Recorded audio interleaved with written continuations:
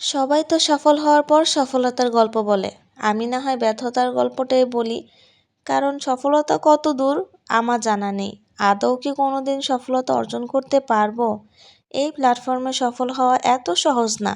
কিন্তু একবার যদি কেউ সফলতার দ্বারে পৌঁছে যায়, তখন আর তার পিছু ফিরে তাকানোর সময় থাকে না। কন্টেন্ট ক্রিয়েটর হওয়ার জন্য এই প্ল্যাটফর্মে সফলতা অর্জন করার জন্য অনেক অনেক পরিশ্রম করা লাগে এবং ভালো ভালো ভিডিও আপলোড করা লাগে, সুন্দর করে সেটাকে এডিট করা লাগে এবং অনেক কিছু থাকে যেটা না করলে কখনোই ভিডিও ভাইরাল হবে না বা ভিডিও ভিউ হবে না। আর সবচেয়ে বড় কথা যে একটা মানুষ যদি আপনাকে হেল্প না করে তাহলে কখনই আপনি এগোতে পারবেন না। কারণ পারিবারিক সাপোর্টটা হচ্ছে সবচেয়ে বড়। পরিবারের মানুষরা যদি নিজের মেন্টালিটির মতো হয় তাহলে দেখা যায় যে খুব সহজে তাদের কথাও বোঝা যায় এবং তারাও বুঝতে পারে এবং তারা যদি সাপোর্টিভ হয় তাহলে দেখা যায় সব কাজ খুব সহজেই করা যায়। আর আমার দিক দিয়ে বলতে গেলে আমার হাসব্যান্ড যেহেতু আমার সাথে নেই, সে যেহেতু দূরপ্রবাসে আছে, কিন্তু হ্যাঁ এটা বলতে পারি সে আমাকে অনেক সাপোর্ট করে।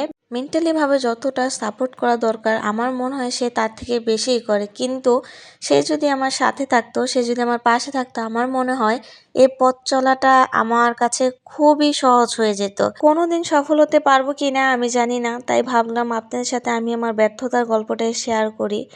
আর যদিও বা কোনোদিন আমি সফল হতে পারি তাহলে তো অবশ্যই আপনারা সেটা জানবেন, কারণ আপনারাও আমার একটি পরিবার। আপনাদের ভালোবাসা এবং দোয়ায় আলহামদুলিল্লাহ আমি এতটুকু পর্যন্ত আসতে পারছি। এই প্ল্যাটফর্মে আমার পথ চলা কতটুকু আমি জানি না, কিন্তু এতটুকু আস্থা আছে যে অনেক দূর এগিয়ে যেতে চাই।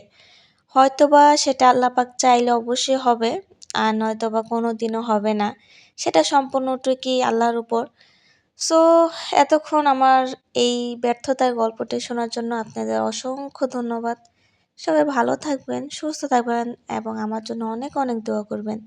আল্লাহ হাফেজ।